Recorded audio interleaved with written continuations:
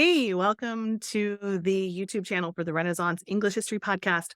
I am your host, Heather Tesco, and I've been podcasting on Tudor England since 2009. If you are new here, a very warm welcome to you.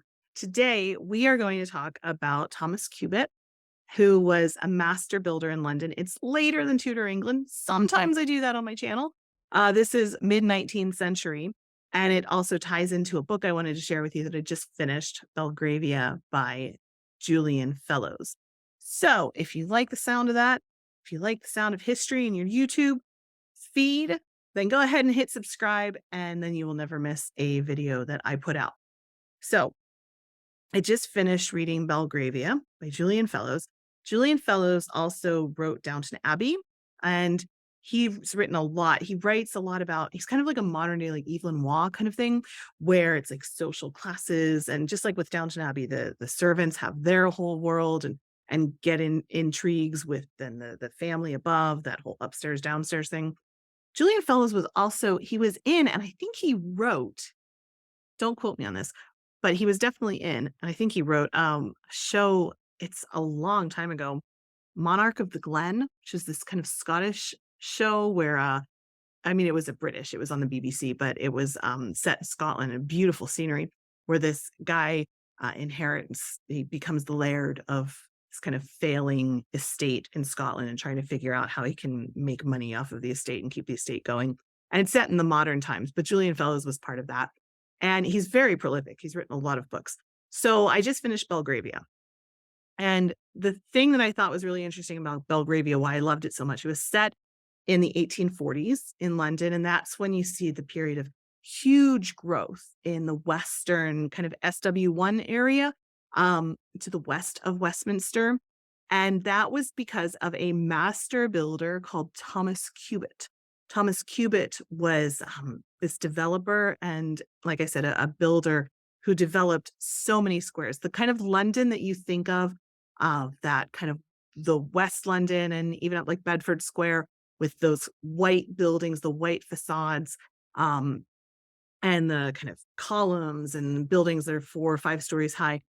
That is Thomas Cubitt.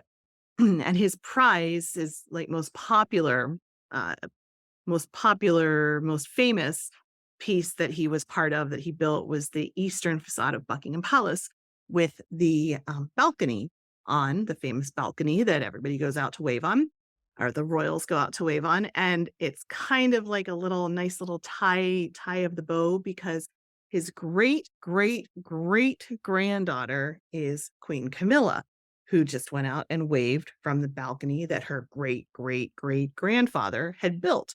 See how that all ties together so nicely? I love it when things tie up neatly like that. So Belgravia is set, it initially starts in 1815 at the Duchess of Richmond's ball, which was held in Brussels the night before a major battle in the wars against Napoleon. And this is true. There was this major ball that happened, the Duchess of Richmond had, and it went on all through the night. I think it lasted till, 4 or 5 o'clock in the morning. And they got word the Duke of Wellington arrived saying that they were going to have to go to war the next day, or they were going to have to fight the next day.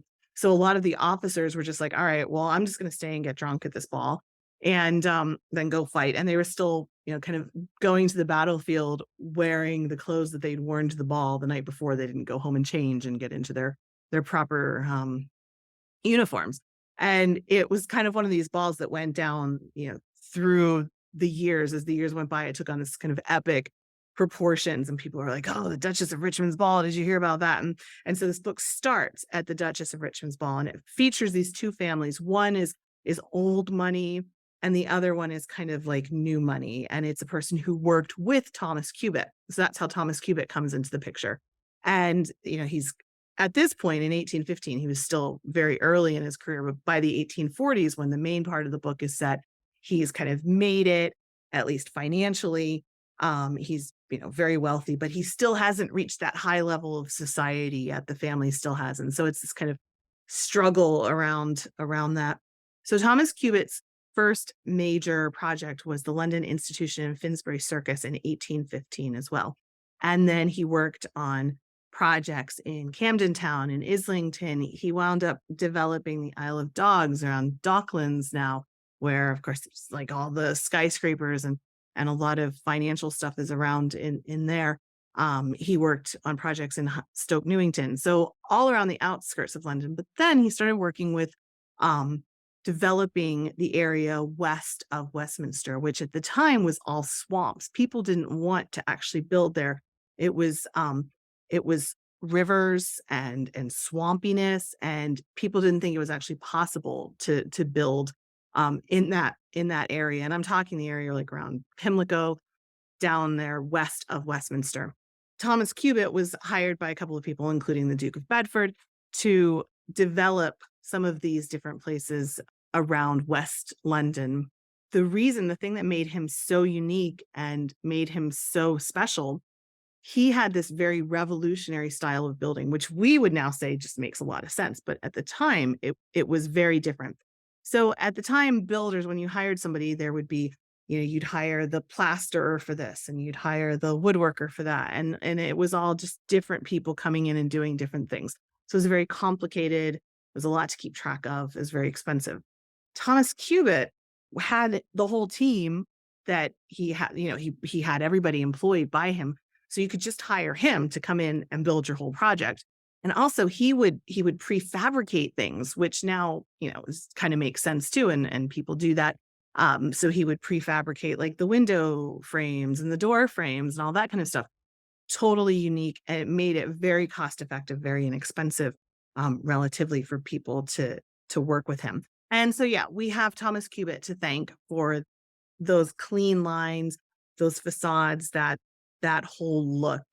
He also developed around Belgravia. Yeah, like I said, that whole kind of SW1 is thanks to Thomas Cubitt. So thank you, Thomas Cubitt. And the book itself, Belgravia, that I just finished, that started this whole conversation, was all about these families, these two families, one of which was old money and one of which was new money. They are inextricably linked because of events that happened in 1815. And then when the book really opens up in the 1840s, and that's where most of the book is set, there's like family secrets, and then people are trying to figure out the family secrets, and the servants get involved, and people hiring them to spy, and it's like Downton Abbey basically, in the 1840s. So if you like Downton Abbey, you will love this book. And it's really cool to see the kind of development of London at that time. And London in this period, I think, would have been such an exciting place and time to have been. You also have the Great Exhibition coming then. I think that was 1851 with the Crystal Palace. And this feeling of excitement, of progress, and then Victoria, and just this kind of feeling of modernity that was sweeping the city. I think it would have been a really exciting time to visit London. If I could go back in time, that would definitely be a highlight sort of place that I would want to see. The book, again, is Belgravia by Julian Fellowes. You should totally check it out. It's not Tudor specific, but it has a really great story. It has really great characters. I loved the feeling of being right there and watching London develop right before my eyes. And I liked all of the characters. So if you're looking for something to read this weekend, highly recommend you check out Belgravia by Julian Fellowes. So, hey, thanks so much for watching. I will keep this short and sweet. I appreciate your time. If you liked this video, if you got to the end of this video and you're still with me, why not hit subscribe and like while you're here? And that helps me grow the channel. It also makes sure that you will never miss another video that I put out. Thank you so much. Have a wonderful weekend. Bye-bye.